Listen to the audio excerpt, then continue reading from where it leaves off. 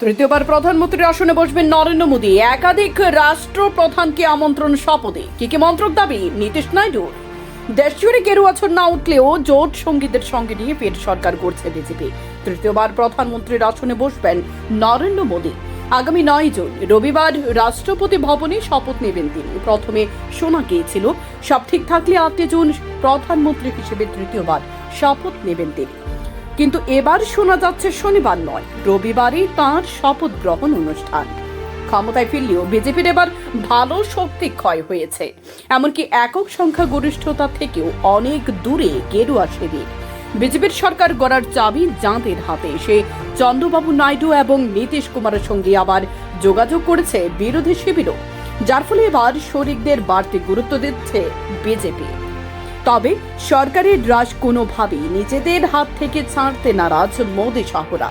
হ্যাঁ, সংখ্যার বিচারে হয়তো শরিকদের আগে থেকে বেশি আসন ছাড়তে হবে, কিন্তু কোনোভাবেই সরকারের চালিকা শক্তি যে মন্ত্রকগুলি সেগুলো নিজেদের হাতে রাখতে চান মোদী শাহরা।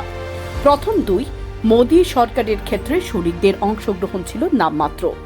সংখ্যাধিক্যের বলে শরিকদের উপর স্রেফ দাদাগিরি চালিয়েছে মোদী শাহরা। সুযোগ বুঝে এবার পাল্টা দর কষাকষি শুরু করেছে শরিকরা। কেন্দ্রীয় সরকার গড়তে বিজেপি 4 শরিক খুব গুরুত্বপূর্ণ। 1, চন্দ্রবাবু নাইডু। তাঁর দাবি অন্তত 4টে পূর্ণ মন্ত্রিত্ব এবং স্পিকারের পদ।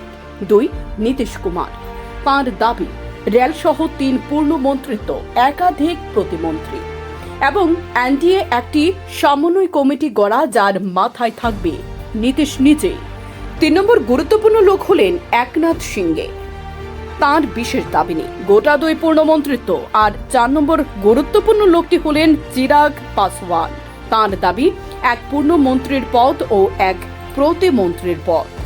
অন্যদিকে মোদী শাহর স্পষ্ট বক্তব্য, শরিকদের গুরুত্বপূর্ণ মন্ত্রক ছাড়া হবে না।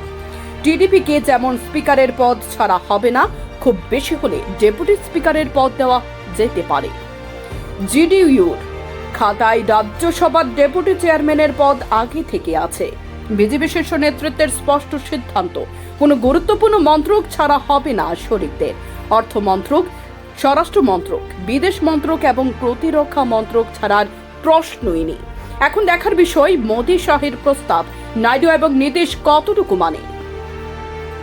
ব্যুরো রিপোর্ট, সময় ত্রিপুরা। আপনি সোনামুড়া এসে সুস্বাদু খাবার খাবেন ভাবছেন, কিন্তু হোটেল খুঁজে পাচ্ছেন না? তাহলে আর ভাবনা নয়, চলে আসুন হোটেল ডায়নায়। এখানে আপনার পছন্দের সকল প্রকার সুস্বাদু খাবার পেয়ে যাবেন স্বল্প মূল্যে।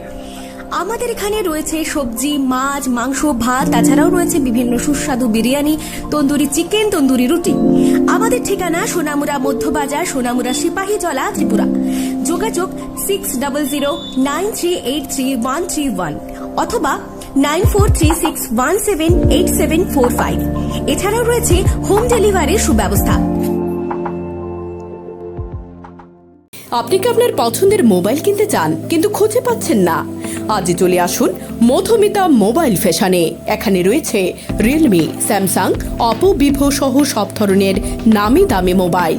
আমাদের এখানে ফাইন্যান্সের মধ্য দিয়েও নিতে পারবেন সকল ধরনের মোবাইল, যেমন বাজাজ ফাইন্যান্স, স্যামসাং ফাইন্যান্স। তাছাড়া আমাদের এখানে অত্যাধুনিক যন্ত্রের সাহায্যে মোবাইল রিপেয়ারিং এর কাজও করা হয়। আমাদের ঠিকানা সোনামুড়া পাঞ্জাব ন্যাশনাল ব্যাংক সংলগ্ন।